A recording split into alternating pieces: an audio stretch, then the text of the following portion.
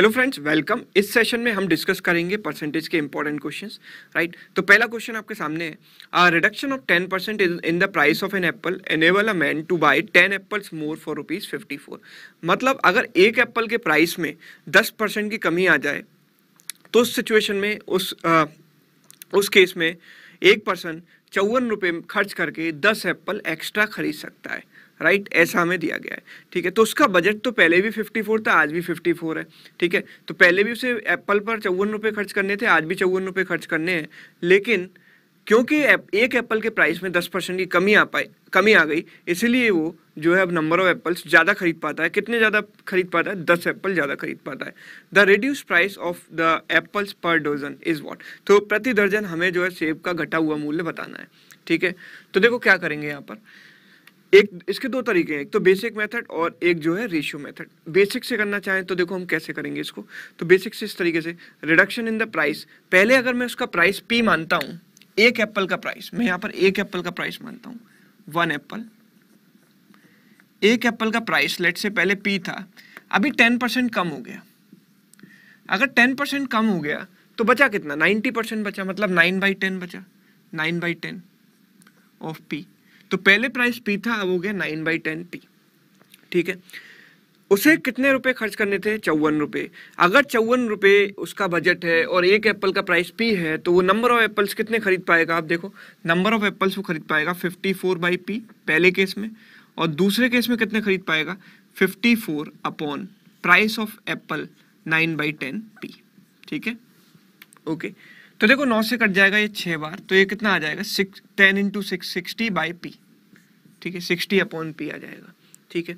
तो पहले जो एप्पल नंबर ऑफ एप्पल्स खरीद पाता था 54/P, अब खरीद पाता है 60/P। सो डिफरेंस कितना हुआ? 60/P minus 54/P। तो कितने एप्पल एक्स्ट्रा खरीद पाता है? अब 10 एप्पल एक्स्ट्रा खरीद पाता है, मतलब दिस वैल्यू इज 10। तो ये वैल्यू किसके बराबर हुई? 10 के बराबर हुई। तो आप देखो कि 6/P की वैल्यू कितनी आ गई? 10 आ गई। 60 माइनस 54 कितना आ गया? 6। तो P की वैल्यू 6/10 यानी कि 0.6। तो एक एप्पल का पुराना प्राइस कितना था? एक एप्पल का पुराना प्राइस था P, और P की वैल्यू 0.6। लेकिन हमें तो घटा हुआ प्राइस बताना है, रिड्यूस प्राइस मतलब घटा हुआ प्राइस बताना है। तो घटा हुआ प्राइस कितना होगा इसका? 9/10 P। तो मैं 9/10 इसका निकाल लेता हूँ, 9/10 P। सो 9/10 P की वैल्यू कितनी होगी? 9/10 × 0.6 है ना, और ये कितना हो गया? 0.54/10, ठीक है, 0.54/10, ठीक है। तो एक एप्पल का प्राइस मेरे पास आ गया 0.6, तो घटा हुआ प्राइस हुआ 9/10 P। तो 9/10 × P की वैल्यू 0.6 यहाँ पर रख दी, सॉरी दिस विल बी 5.4/10, यानी कि 0.54। ये 5.4/10 मतलब 0.54। ये एक एप्पल का प्राइस आएगा, लेकिन हमें तो एक दर्जन का प्राइस निकालना है। तो एक दर्जन का घटा हुआ प्राइस कितना होगा? एक एप्पल का प्राइस, और इसको 12 से मल्टीप्लाई कर दूंगा। आपको पता है एक दर्जन में कितने एप्पल होते हैं? 12। तो 12 × 4 48, कैरी 4, 60 और 4 64। तो आंसर क्या आएगा इस क्वेश्चन का? 6.48 आंसर आया, 6.4। देखिए ये थोड़ा सा लेंदी मेथड है, हालांकि इतना भी ज़्यादा लेंदी नहीं है, लेकिन फिर भी ठीक है। ये क्वेश्चन काफ़ी कम समय में सॉल्व हो सकता है, केवल एक स्टेप में। और रेशियो का हम अगर यूज़ करें तो हम इस क्वेश्चन को विद इन 1 स्टेप सॉल्व कर पाएंगे। आंसर है 6.48। अब दूसरा मेथड इसका देखते हैं। देखो, एक एप्पल के प्राइस में जितनी कमी आएगी, नंबर ऑफ एप्पल्स उसी रेशियो से बढ़ जाएंगे, अगर बजट लिमिटेड है तो। जैसे कि हमें पता है कि नंबर ऑफ एप्पल जो वो खरीद पाता है into price of each Apple बराबर उसका एक्सपेंडिचर, ठीक है। एक एप्पल के प्राइस में अगर मैं नंबर ऑफ एप्पल्स मल्टीप्लाई करूंगा तो क्या मिलता है मुझे? पूरा खर्चा कुल मिलाकर एक्सपेंडिचर। अभी उसका एक्सपेंडिचर तो कांस्टेंट है। क्यों कांस्टेंट है? क्योंकि पहले भी 54 खर्च करता था, आज भी 54 खर्च करता है, ठीक है। तो नंबर ऑफ एप्पल्स जो है प्राइस ऑफ एप्पल में, अगर तो नंबर ऑफ एप्पल्स और price of Apple inversely proportional हो गए, राइट। तो जिस रेशियो में ये कम होगा, जिस रेशियो में प्राइस कम होगा, उसी रेशियो में नंबर ऑफ एप्पल्स इंक्रीज हो जाएंगे, राइट। तो आपको पता है कि यहाँ प्राइस में 10% की कमी आई है। तो अगर मैं प्राइस की बात करूँ, 10% की कमी आई है, तो रेशियो कितना हुआ? पहले अगर 10 था तो उसमें 10% यानी कि एक कम हो गया, तो कितना हो गया? 9 हो गया, राइट, 10:9। तो नंबर ऑफ एप्पल्स इसी रेशियो से बढ़ जाएगा, 9:10 हो जाएगा, ठीक है। तो प्राइस का रेशियो हुआ 10:9, तो नंबर ऑफ एप्पल्स का रेशियो 9:10। कितना ज़्यादा खरीद पाता है, 1 यूनिट, और इसकी वैल्यू कितनी होगी, 10 एप्पल्स। तो 1 यूनिट की वैल्यू कितनी होगी, 10 एप्पल्स। तो अगर मैं रिड्यूस्ड प्राइस के हिसाब से बात करूं तो रिड्यूस्ड प्राइस के हिसाब से वो 10 एप्पल्स, अभी वो 10 यूनिट्स नंबर ऑफ एप्पल्स खरीद पाता है। तो 10 यूनिट्स खरीद पाता है, तो 10 यूनिट्स की वैल्यू कितनी हो जाएगी, 100 हो जाएगी, राइट। ठीक है, तो कितने एप्पल खरीद पाता है, 100 एप्पल। ठीक है, घटे हुए प्राइस के हिसाब से वो नंबर ऑफ एप्पल्स कितने खरीद पाता है, 10 यूनिट, यानी कि 10 यूनिट की वैल्यू 100 एप्पल। और कितने रुपए खर्च करके, 54 रुपए खर्च करके। तो 54 रुपए खर्च करके 100 एप्पल खरीदे, तो एक एप्पल का प्राइस कितना हो गया, 54/100, यानी कि 0.54। तो एक दर्जन का प्राइस कितना हो गया, इंटू 12 कर देंगे, 12 से मल्टीप्लाई कर देंगे, तो 6.48 मेरा यहाँ पर आंसर आ जाएगा। ठीक है, तो ये क्वेश्चन केवल एक स्टेप में रेशियो से सॉल्व हो सकता है। ठीक है, चलिए आगे बढ़ते हैं, नेक्स्ट क्वेश्चन की बात करते हैं, अगला सवाल देखते हैं। सो नेक्स्ट क्वेश्चन आपके सामने है, if the height of a cylinder is increased by 15% and the radius of the base is decreased by 10%, find the percentage change in the curved surface area। तो सबसे पहले तो हमें यहाँ पर curve surface area of cylinder पता होना चाहिए। तो कर्व सरफेस एरिया जो होता है सिलेंडर का, दैट इज 2πRH। ठीक है, अभी देखो जहाँ भी प्रोडक्ट की बात आती है, अगर प्रोडक्ट की बात आती है तो मुझे कौन सा कॉन्सेप्ट याद आता है, सक्सेसिव परसेंटेज चेंज। हमें बोला गया है कि हाइट को 15% इंक्रीज किया गया, तो हाइट को 15% इंक्रीज किया गया, और रेडियस को क्या किया गया, रेडियस को 10% डिक्रीज किया गया, 10% डिक्रीज हुआ रेडियस में। ठीक है, तो कर्व सरफेस एरिया पर क्या फर्क पड़ेगा, तो अगर मैं बात कर देता हूँ कि यहाँ पर इनिशियल वैल्यू अगर मैं 100 मान लेता हूँ, तो 100 में 10% कम कर देते हैं। ठीक है, 10% कम कर देते हैं, क्योंकि 10% रिड्यूस हुआ है रेडियस। ठीक है, 10% कम करेंगे तो कितना आ जाएगा, 90, और फिर उसमें 15% बढ़ा देते हैं। ठीक है, 15% बढ़ाएंगे तो इसका 10% कितना हुआ, 9, तो 5% कितना हुआ, 9 का आधा 4.5, तो 9 + 9 + 4.5 कितना बना, 13.5। 13.5 जब मैं ऐड करूंगा तो कितना आएगा, 103.5। तो आप देखो कि 100 से 103.5 हुआ, मतलब 3.5% का इंक्रीज हुआ, किसमें, कर्व सरफेस एरिया में। ठीक है, तो यहाँ पर दिया गया था कि height of the cylinder is increase by 15% and the radius of the base is decrease by 10%, find the percentage change in the curve surface area. तो कर्व सरफेस एरिया में इंक्रीज हुआ कितना, 3.5%। तो आंसर इज ऑप्शन बी। ठीक है, इस तरीके से हम कर सकते हैं। दूसरा, हम यहाँ पर सक्सेसिव का फॉर्मूला लगा के भी कर सकते थे। सक्सेसिव का फॉर्मूला होता है a + b + ab/100। तो a है -10, b है 15, प्लस -10 × 15/100, ऐसे भी कर सकते हैं। तो कितना होगा, -5, और ये कितना होगा, सॉरी ये होगा +5, ये होगा -1.5। तो 15 - 5 - 5 - 1.5 कितना हो गया, 3.5। पॉजिटिव आया मतलब इंक्रीज, तो 3.5% इंक्रीज। क्लियर है बात। चलिए अगले क्वेश्चन की बात करते हैं, नेक्स्ट क्वेश्चन देखते हैं। नेक्स्ट क्वेश्चन आपके सामने है, देखो सवाल है कि Avinash spends 30% of the income on scooter petrol. ठीक है, तो पेट्रोल पर कितना खर्च करता है, 30% अपनी इनकम का। 1/4 of the remaining on the house rent, बचे हुए का 1/4 हाउस रेंट पर खर्च करता है, एंड उसके भी बचे हुए का बैलेंस पार्ट जो है फूड पर खर्च करता है। तो 300 रुपये अगर उसने पेट्रोल पर खर्च किए, तो बताना है कि what is the expenditure on house rent. तो हाउस रेंट पर उसका एक्सपेंडिचर कितना था। ठीक है, तो अपनी इनकम का जो 30% है वो खर्च करता है वो पेट्रोल पर। ठीक है, तो अगर मैं उसकी इनकम मान लेता हूँ 100 रुपये, ठीक है 100 रुपये, ठीक है, या फिर 100 मानने से अच्छा है कि यहाँ पर 30% मतलब 3/10 होता है। 30% का मतलब क्या होता है, 3/10, और बचे हुए का 1/4 हाउस रेंट पर खर्च करता है। तो हाउस रेंट पर कितना खर्च करता है, 1/4।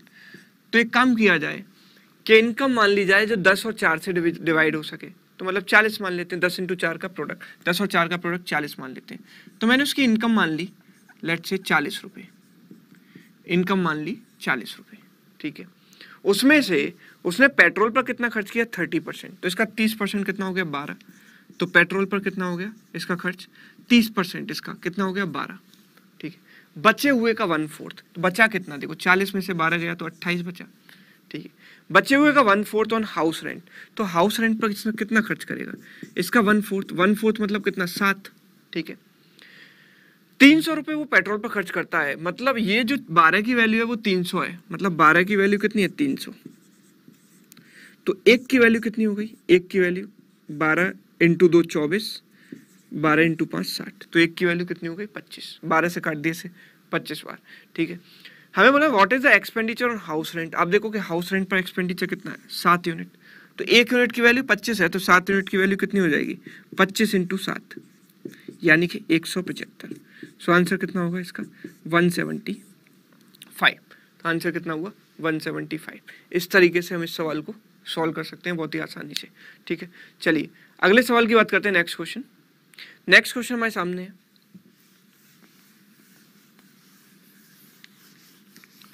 देखो क्वेश्चन क्या है।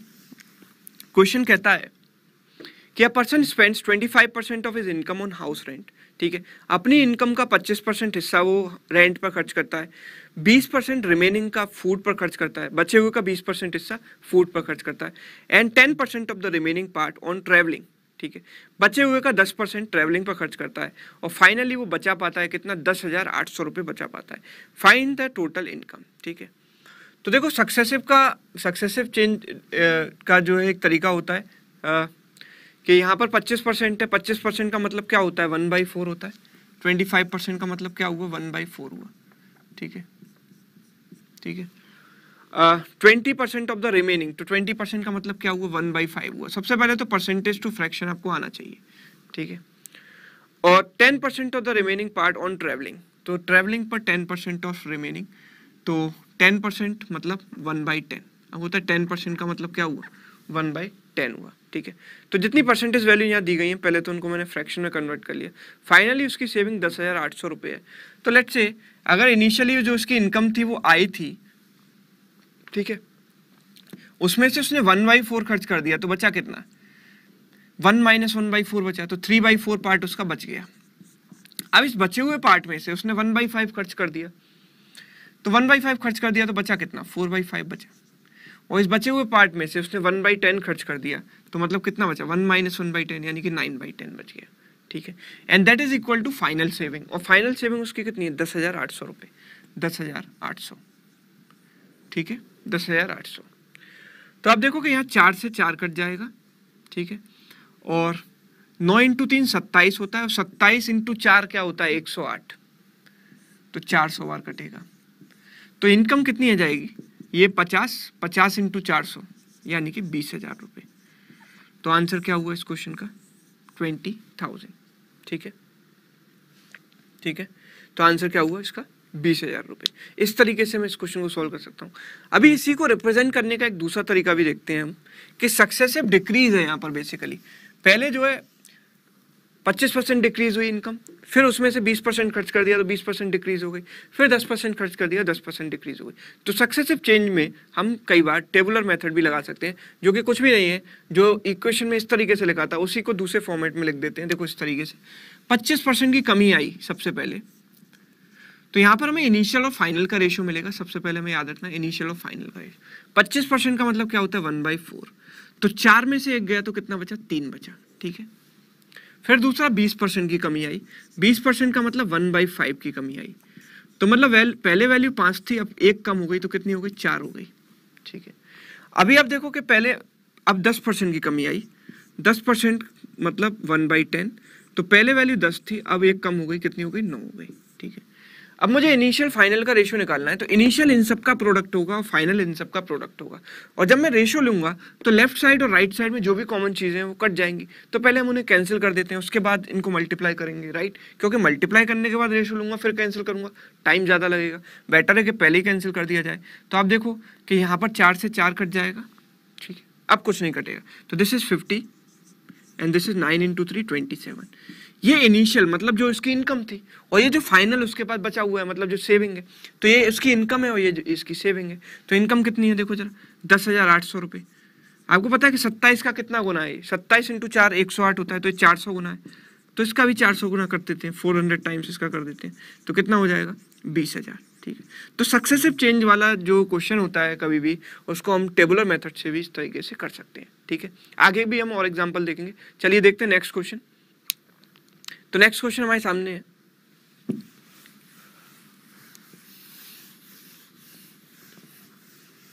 तो नेक्स्ट क्वेश्चन क्या है, देखो, a man spends 35% of the income on food. तो अपनी इनकम का 35% हिस्सा उसने फूड पर खर्च कर दिया, 25% ऑन चिल्ड्रन एजुकेशन। अभी देखो इस क्वेश्चन में जो अधिकतर स्टूडेंट वो गलती क्या करते हैं कि 35% फूड पर खर्च कर दिया, ठीक है, लेकिन वो 25% ऑन रिमेनिंग नहीं बोला है। लेकिन स्टूडेंट जो क्या करते हैं यहाँ पर कि 25% ऑन रिमेनिंग कर देते हैं, लेकिन ऐसा रिमेनिंग यहाँ पर नहीं दिया गया। तो 25% जो दिया गया है वो टोटल का ही है, ठीक है, टोटल का 25% है। तो टोटल का 35% खर्च किया और 25% खर्च किया। 35% प्लस 25% मिलकर कितना बनेगा, देखो 35% प्लस 25% मिलकर क्या बनता है, 60% बनता है, ठीक है। और 60% खर्च कर दिया मतलब 60% मतलब 3/5। अब होता है 20% 1/5 होता है, तो 60% होगा इसका 3 गुना 3/5 इसकी वैल्यू। तो 5 में से 3 गया तो कितना बचा उसके पास, 2। ये इनिशियल और फाइनल का रेशियो आएगा, ठीक है, मतलब इनकम और सेविंग का रेशियो। दूसरी बात, 80% हाउस रेंट पर खर्च कर दिया। अब 80% ऑफ द रिमेनिंग, अभी बचे हुए का 80%, तो 80% अब यहाँ पर सक्सेसिव होगा। तो 80% मतलब 4/5 फ्रैक्शन वैल्यू। तो पहले वैल्यू 5 थी, उसमें से 4 खर्च कर दिया तो कितना बचा, 1 बचा, ठीक है। What percent of the income he is left with, तो बचा हुआ मतलब जो उसकी सेविंग है वो इनकम का कितना परसेंट। तो आप देखो कि 5 × 5 कितना हुआ, 25, और ये कितना हुआ, 2 एकम 2, ठीक है। अगर ये इनकम 25 है तो सेविंग कितनी है, 2 रुपये। अगर ये 100 रुपये होगी, मतलब इसे 4 से मल्टीप्लाई कर दूं तो इससे भी 4 से कर देता हूँ, 8 हो जाएगी। तो अगर 100 रुपये में से वो 8 रुपये बचा पाता है तो मैं बोलूँगा कि 8% उसकी सेविंग है। तो सेविंग कितनी है, 8%, यानी कि ऑप्शन बी। इस तरीके से हम इस सवाल को सॉल्व कर सकते हैं। Right answer is what, 8%। Clear. चलिए आगे बढ़ते हैं, नेक्स्ट क्वेश्चन देखते हैं। तो नेक्स्ट क्वेश्चन हमारे सामने,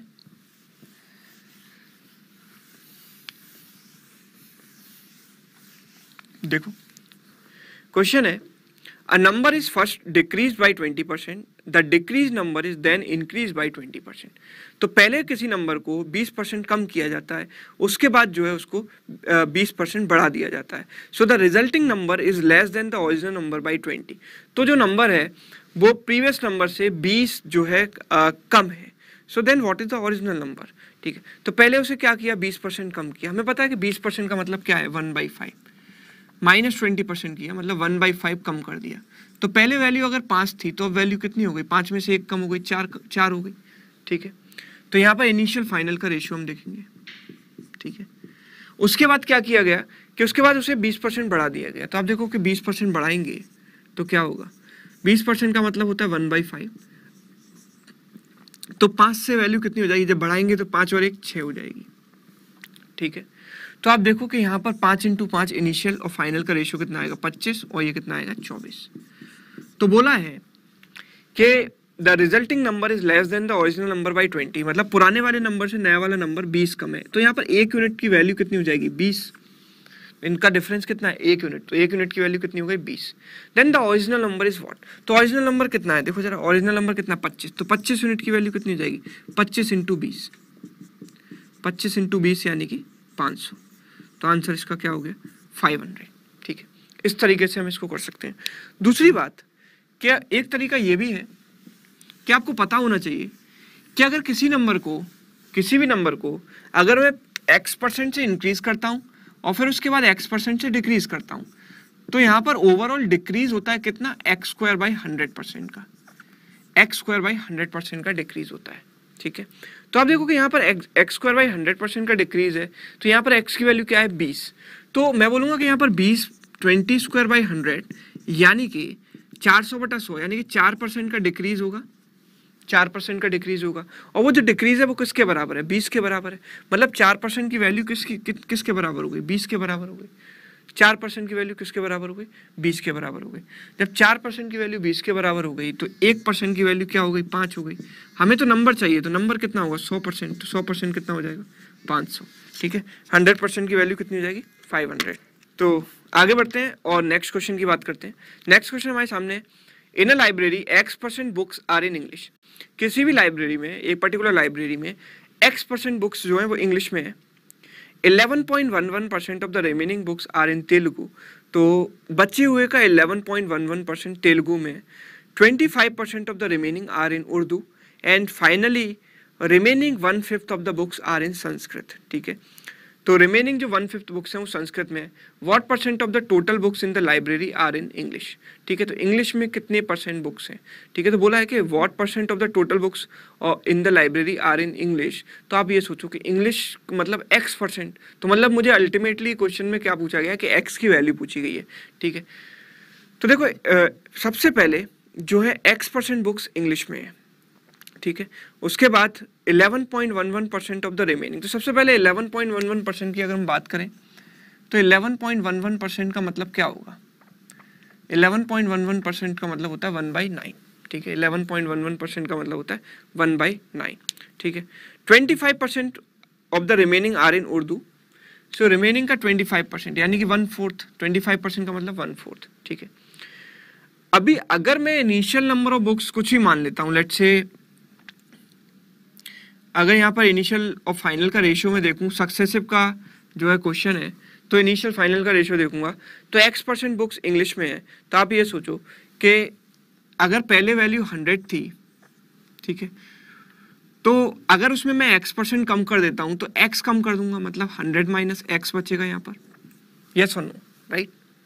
तो इनिशियल फाइनल जो आएगा, पहले जब मैं x% बुक्स इंग्लिश की निकाल दूंगा यहाँ से, तो x% कम करने के बाद 100 में से x कम कर दिया, मतलब 100:100 माइनस x, ठीक है। फिर 11.11% of the remaining are in Telugu. 11.11% मतलब 1/9, तो मतलब वैल्यू 9 से कितनी हो गई, 1 हो गई, 9 से 1 कम हो गई, मतलब कितनी हो गई, 8 हो गई, ये तेलुगु में आ गई, राइट, ठीक है। And 25% of the remaining are in Urdu, so 25% का मतलब 1/4, तो 4 में से 1 कम हो गई, तो कितनी बची, 3 बची, ठीक है, 3 बची, ठीक है। बोला है कि finally remaining 1/5 of the books are in Sanskrit, तो जो भी रिमेनिंग बचेंगी वो 1/5 ऑफ द बुक्स, ठीक है। तो बोला है कि finally remaining 1/5 books are in Sanskrit, तो रिमेनिंग जो है वो 1/5 बुक्स है, टोटल का 1/5 है। तो आप ये देखो कि अगर मैं यहाँ पर मल्टीप्लाई करता हूँ तो सबसे पहले इनका मल्टीप्लाई करूँ, देखो तो फाइनल बची हुई जो संस्कृत की बुक आएंगी वो इनिशियल वाले की 1/5 होनी चाहिए, ऐसा क्वेश्चन में दिया गया है।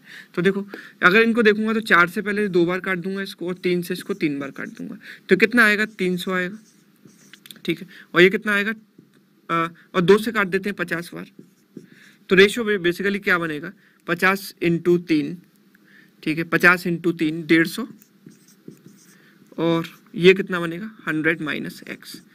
तो इनिशियल फाइनल का रेशियो 150 और 100 माइनस x बचा। तो बोला है कि remaining 1/5 books are in Sanskrit, तो बची हुई जो बुक्स हैं वो प्रीवियस वाले की 1/5 है, राइट। तो मतलब ये और इसका रेशियो कितना है, 1/5। अभी आप देखो कि इसका 1/5 कितना होगा, इसका 1/5 कितना होगा, 30, मतलब अगर ये वैल्यू 150 है तो इसका 1/5 मतलब 30 होना चाहिए। तो 100 माइनस x की वैल्यू कितनी हो गई, 30 हो गई, तो x की वैल्यू 100 माइनस 30 मतलब कितना हो गया, 70।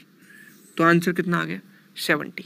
आंसर कितना आ गया इस क्वेश्चन का, 70। तो आप देखो कि ये क्वेश्चन थोड़ा कॉम्प्लिकेटेड हो सकता था, लेकिन सक्सेसिव परसेंटेज की हेल्प से ये जो क्वेश्चन है वो काफ़ी आसान हो गया, और आंसर कितना आ गया, 70। अभी इसको अगर मैं इस टेबुलर मेथड किसी के दिमाग में स्ट्राइक नहीं करता तो वो उस क्वेश्चन को कैसे कर सकता है, देखो ऐसे कर सकता है कि अगर मैं टोटल नंबर ऑफ बुक्स पहले n मान लेता हूँ, total number of books n मान लेता हूँ, तो n में से सबसे पहले मैं घटा दूंगा कौन सी बुक्स, इंग्लिश की बुक्स, x% घटा दूंगा, x% घटा दूंगा तो कितना बचेगा, 100 माइनस x% बचेगा, 100 माइनस x% बचेगा, ठीक है। अभी इसमें से मैं क्या करूंगा कि 11.11% तेलुगु वाली बुक्स घटा दूंगा, मतलब 1/9 घटा दूंगा। जब 1 माइनस 1/9 करेंगे तो कितना आएगा, 8/9, ठीक है। और फाइनल जो है इसके बाद 25% उर्दू वाली बुक्स घटा दूंगा, तो मतलब 1 माइनस 1/4, तो कितना बचेगा, 3/4। तो ये जो बची हुई बुक्स है वो इनिशियल वाली का 1/5 है। तो बची हुई जो संस्कृत की बुक्स हैं वो इनिशियल जो n थी, तो n का 1/5, तो n/5 हो गया, ठीक है। तो यहाँ से क्या हुआ कि n से n कट गया, ठीक है, 4 से 2 बार कट गया, और 3 से ये 3 बार कट गया, ठीक है। तो आप देखो कि एक वैल्यू कितनी आई, 200 माइनस 2x बराबर ये कितना हुआ, ये कितना हुआ, 200 माइनस 2x बराबर ये 5 से 20 बार कट गया, ठीक है, 20 × 3 60 उधर चला गया। सो 2x की वैल्यू कितनी हो गई, 140, 200 माइनस 60 140, तो x की वैल्यू कितनी आ जाएगी, 70। इस तरीके से भी हम इस क्वेश्चन को कर सकते हैं, ठीक है, तो दोनों मेथड आपके सामने, आप कोई भी फॉलो कर सकते हैं। चलिए नेक्स्ट क्वेश्चन देखते हैं, अगला सवाल। तो अगला सवाल हमारे सामने है, देखो क्वेश्चन क्या कहता है। क्वेश्चन कहता है कि a person spends 15% of his income on food. तो 15% इनकम फूड पर खर्च करता है, ठीक है, 15% इनकम फूड पर खर्च करता है। From the remaining part he gives 1100 to charity. 15% income food पर खर्च करने के बाद, ठीक है, उसने 1100 रुपये चैरिटी में दे दिए और again spends 12.5% of the remaining part on fuel and finally saves 4200। Find is total income. हमें उसकी टोटल इनकम निकालनी। तो इस टाइप के क्वेश्चन से कैसे डील करें? देखो 15% जब खर्च कर देगा, 15% का मतलब अगर फ्रैक्शन में देखूं तो क्या हुआ, 15/100 हुआ, 15/100, ठीक है। 15/100 का मतलब क्या हुआ, 5 3 टाइम्स 520, मतलब 20 में से अगर उसने 3 रुपए खर्च कर दिए तो रेशियो कितना आया, 20:17 आया। 20 में से 3 रुपए खर्च कर दिए, ठीक है। अभी इसमें से वो 1100 रुपये दे देता है, 1100 रुपये दे देता है, ठीक है, चैरिटी में। ये आने के बाद उसने 1100 रुपये दे दिए, ठीक है, चैरिटी में। तो उसके बाद क्या हुआ कि देखो पहले 20 रुपये थे उसके पास, 20 में से उसने 15% खर्च कर दिए फूड पर, तो मतलब उसके पास इतना बचा, और इतना बचने के बाद फिर उसने जो बचे हुए पार्ट में से 1100 रुपये दे दिए, मतलब जो 17 यूनिट था उसमें से 1100 रुपये कम कर दिए, ठीक है। And again spends 12.5% of the remaining part on fuel. तो 12.5% का मतलब क्या, 12.5% मतलब 1/8। तो 1/8 मतलब 8 में से क्या खर्च कर दिया उसने, 8 में से 1 खर्च कर दिया, तो कितना बचा, 7 बचा, ठीक है, ओके। तो इसके बाद क्या बोला है कि फाइनली ही सेव्स 4200 रुपये, 4200 उसके पास बचते हैं। Find is total income. तो ये जो फाइनली बचे हुए हैं वो कितना है, 4200। तो यहाँ से चलेंगे हम, 7 की वैल्यू 4200, कितने गुना है ये, 6 गुना है, 600 टाइम्स 600 टाइम्स, ठीक है। 7 6 जा 42, तो 600 गुना। तो इसका 600 गुना कितना हो जाएगा, यहाँ पर देखो इसका 600 गुना कितना हो जाएगा, देखो इसका 600 गुना हो जाएगा 4800, ठीक है। ये जो 4800 उसके पास बचे, वो 1100 खर्च करने के बाद बचे थे, तो मतलब 1100 खर्च करने से पहले कितने थे, 1100 उसमें जोड़ देंगे, कितना आ जाएगा, 4800 1100 5900, 5900, ठीक है। 5900 17 यूनिट की वैल्यू, ठीक है। 1100 जोड़ने के बाद इतना आ गया, 17 यूनिट की वैल्यू 5900। तो 20 यूनिट की वैल्यू निकाल सकते हैं हम, ठीक है। 17 यूनिट की वैल्यू 5900, तो 1 यूनिट की वैल्यू कितनी, 5900/17। तो 20 यूनिट की वैल्यू कितनी हो जाएगी, 5900 × 20/17। तो इस तरीके से हम इसको सॉल्व कर सकते हैं, राइट। तो इस टाइप का क्वेश्चन भी बन सकता है जहां पर हमें बैक ट्रैकिंग, उल्टा चलना पड़े, ठीक है। चलिए आगे बढ़ते हैं और नेक्स्ट क्वेश्चन की बात करते हैं। नेक्स्ट क्वेश्चन हमारे सामने है,